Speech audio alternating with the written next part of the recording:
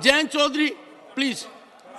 सभापति जी, नहीं आज मैं I have given Pramod ji nothing will not record. सम्मानित Pramod ji it will not going record. सांसदों के इस सदन की कार्रवाई के दौरान दुर्व्यवहार को लेके बहुत दुखी हूं। आपने मेरी ही नहीं, देश की भावनाओं को व्यक्त किया। सभापति जी, आपने मुझे संरक्षण दिया। बड़ी अचंभा मुझे होती है कि हम चौधरी चरण सिंह जैसी शख्सियत को किसी गठजोड़ के बनने और तोड़ने और चुनाव लड़ने और जीतने तक सीमित रखना चाहते हैं। लेफ्ट, राइट, सेंटर में हम बटे रहेंगे तो ये देश के जो असली धरती पुत्र थे उनका आदर और सम्मान हम कैसे रख पाएंगे।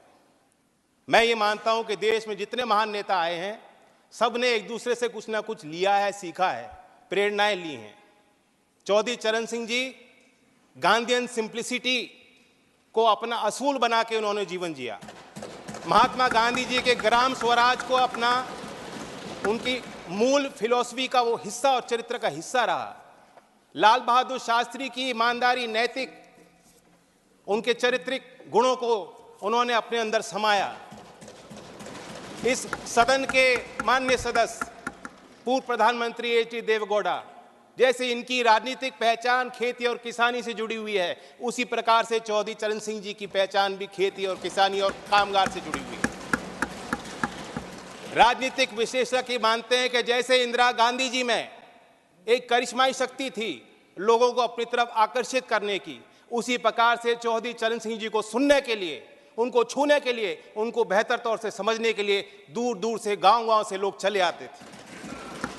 और मैं ये भी मानता हूं 10 साल मैं विपक्ष में रहा हूं, कुछ ही देर इस सदन में मैं इस तरफ बैठा हूं, लेकिन मैंने देखा है कि 10 साल में जो आज सरकार है इनकी कार्यशैली में भी चौधरी चरण सिंह के विचारों की झलक है। जब आदरणीय प्रधानमंत्री जी ग्रामीण क्षेत्र में शौच की दुर्व्यवस्थाओं पर प्रकाश डालते हैं, जब महिला सशक्तिकरण को अपना प्लेटफॉर्म भारत सरकार बनाती है और गांव-गांव में जागृति पैदा करती है, तो मुझे उसमें चौधरी चरण सिंह जी की बोली याद आती है। सभापति जी, हम लोग नेताओं को समझ नहीं पाएंगे अगर हम इसी तरह बटे रहेंगे। कुछ लोग उनके अंदर भ्रम है, कुछ लोग ये भी कहते हैं, मानते हैं कि चौधरी चरण सिंह जी जाटों के नेता थे या सिर्फ किसानों की वकालत करते थे। ऐसा नहीं, वो विचारक थे और उनके इंटेलेक्चुअलिज्म पे जो टेरेंस जे बायर्स, जो प्रोफेसर थे oriental college in African studies London school में, यूनिवर्सिटी ऑफ लंदन में, उन्होंने किताब लिखी है चरण सिंह 1902 to 87 एन असेसमेंट। मैं उससे कोट करना चाहूँगा सर। चरण Singh did have incisive intelligence and he undoubtedly applied it to a continuing study of agricultural problems in Uttar Pradesh. Judgment on whether he was an intellectual, of course, turns to one definition of intellectual. My judgment is that on the most rigorous definition, Charan Singh was clearly an intellectual, and not only that, the most unusual one. Sir, जो प्रधानमंत्री जी ने और भारत सरकार ने चौधरी साहब को भारत रत्न दिया है, मैं मानता हूं उससे दो बड़े काम हो जाते हैं। एक कि चौधरी साहब की लेगेसी को हम दोबारा इंस्टीट्यूशनलाइज करते हैं। देश के सभी विश्वविद्यालयों में पढ़ रहे छात्र, उनके अंदर आपने एक नई जिज्ञासा पैदा की है। गाँव में पल रहे नौजवानों के अंदर एक नई जिज्ञासा और भावना आपने पैदा की है। देश के अर्थशास्त्री और मुख्यधारा में जो लोग नीति निर्धारक हैं, आपने दोबारा उनको कहा है कि चौधरी चरण सिंह को आप स्टडी कीजिए, अपने स्टडी में शामिल कीजिए, अपने अध्ययन और विचार अनुसंधान में शामिल कीजिए। दूसरा बड़ा काम जो भारत सरकार ने किया, भारत रत्न देकर हौसला बढ़ाया। मैं मानता हूं कि ये एक महज पुरस्कार नहीं है, सबसे बड़ा सम्मान है।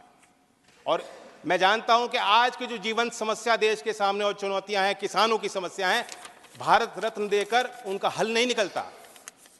लेकिन आने वाले सालों में झोपड़ में पैदा होने वाला व्यक्ति जब वो कहेगा अगर मुझ जैसा चौधरी चरण सिंह बन सकते हैं, भारत रत्न उनको मिल सकता है, तो मैं भी अपनी समस्याओं का समाधान खुद करने में सक्षम हूं। ये बहुत बड़ी जीत हासिल हुई है। मैं तो चाहता था कि क्योंकि चौधरी साहब मेरे अकेले नहीं है, एक पार्टी की नहीं है। मैं अपील करता हूं कि उनके लंबे राजनीतिक और सामाजिक जीवन में जो भी शक्तियां उनके साथ आईं, जो भी नेता आज इस सदन में मौजूद हैं, उनको इस लेगेसी का हिस्सा वो भी हैं, जिम्मेदारी उनकी भी है। कोई वसीयत में कोई संपत्ति वो छोड़ के नहीं गए थे। आदमी तब तक जिंदा रहता है जब तक उनके विचार लोगों के बीच जिंदा रहते हैं। मैं उम्मीद करता हूं कि सभी दल के सम्मानित सदस्य गांव-गांव तक चौधरी चरण सिंह जी के विचारों को ले जाएंगे। और मैं फिर अपने तरफ से ऋणी हूं, कहना चाहता हूं, एक जमीनी सरकार जो जमीन की आवाज़ को समझती है और बुलंद करना चाहती है, ऐसी ही सरकार धरती पुत्र चौधरी चरण सिंह जी को भारत रत्न दे सकती है। धन्यवाद। Short duration discussion. Notices have been received from the following members to raise a discussion on the white paper on Indian economy led